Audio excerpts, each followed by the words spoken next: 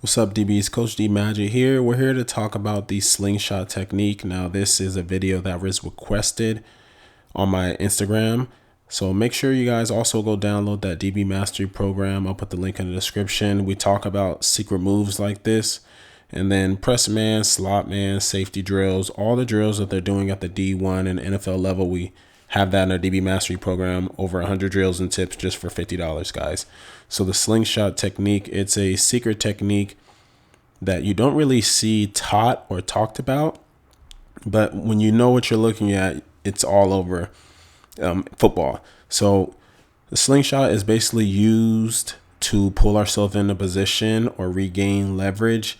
So the keys to a successful slingshot is our hands have to be low around the waist. That's non-negotiable, because when your hands are high, you're more prone to pull and you're more likely to get called for holding. And then when we tug, when we pull, we're trying to pull ourselves into position, and it has to be a tight or a quick tug pull, like less than half a second is the time you have to pull it off without getting a holding penalty. So we'll talk about all the different scenarios that I've seen it recently. And then hopefully this technique you guys are able to add to your game.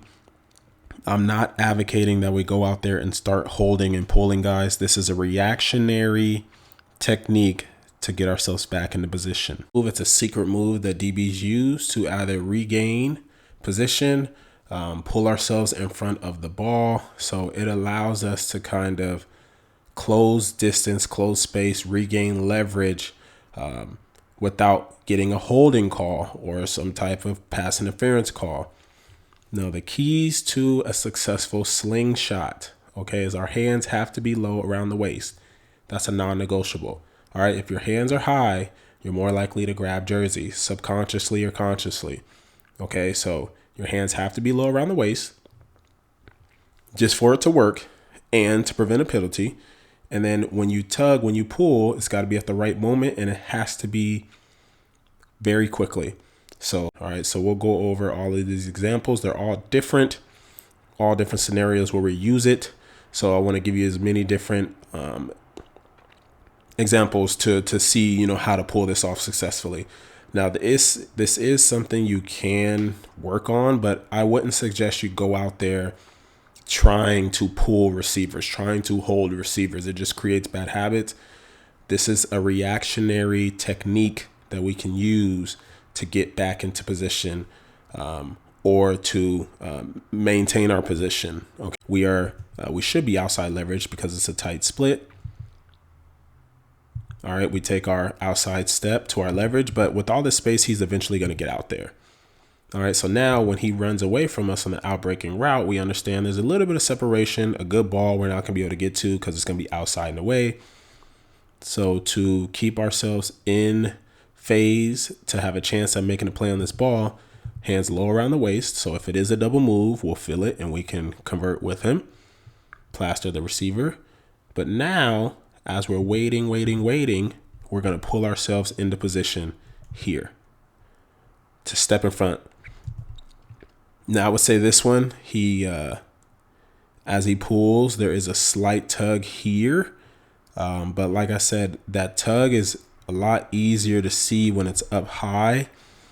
And so this isn't the best. This isn't a perfect example, but this is an example how at full speed, as long as our hands are low and it's at the right moment, all right, we can make a play on the ball. So I would say that's like a 7 out of 10 rep right there in terms of using the slingshot.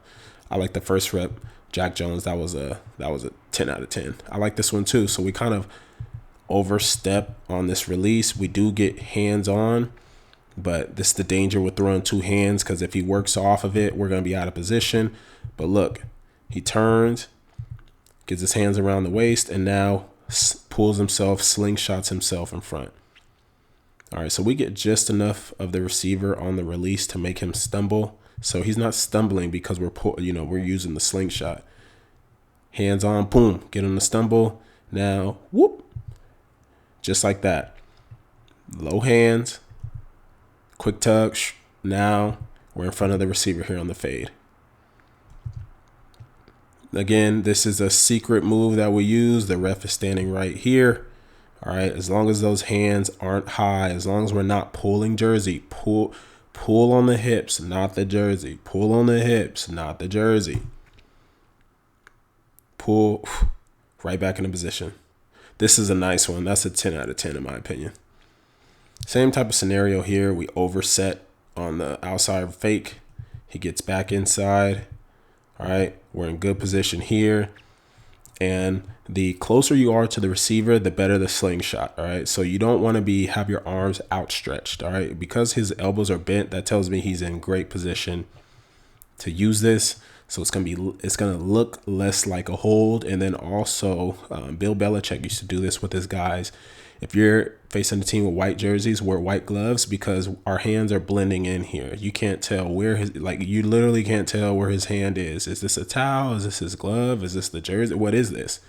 So this is another veteran trick that guys do in the league, is they wear the same color jersey or same gloves if they can, same color as the team they're going against. All right, we're in good position. Boom, slingshot, seamless. And you notice none of these receivers are complaining about a holding call except the last one. So we'll see that one last. But this is where guys get in trouble, is when receiver crosses our face. All right, so when he crosses our face, our natural reaction is to, try to catch man here. And when you catch man, you have high hands. So you have to be very careful. All right, so your hands have to go from high. All right, don't grab jersey, slide them around the waist as we work our way to the hip of the receiver. So watch how he slides his hands to the hip of the receiver. Look at that. Now hands are on the waist. We're not grabbing jersey. Can't even tell if we grabbed any bit of cloth. All right, you could probably tell if it's slowed down, but high hands, low hands, slingshot. This is another example. We're supposed to be outside leverage. He crosses our face. We go from high hands on the break, quickly get him down. High hands on the break. There is a little bit of holding here. So like I was telling you guys, you have to, if you hold, it has to be for 0.3 seconds. It has to be such a slight hold that to the untrained eye, because the ref's looking for restriction. So right now, if the receiver runs his route, if you just let this play, it doesn't look like we impeded his ability to get outside. All right. Yes, this is slowed down, but full speed, it doesn't look like we impeded his ability to get outside. High hands, low hands. Now on this other view, you can see that he kind of has his hand on the forearm, on the arm of the receiver here. All right, but he quickly transitions his hands from being high to being low around the waist. Now we can pull ourselves in front, make it a difficult catch. So this is like a 7, 8 out of 10 because of the tug here. But a lot of times the guys, you can't help it. You're not even trying to do it. It just happens.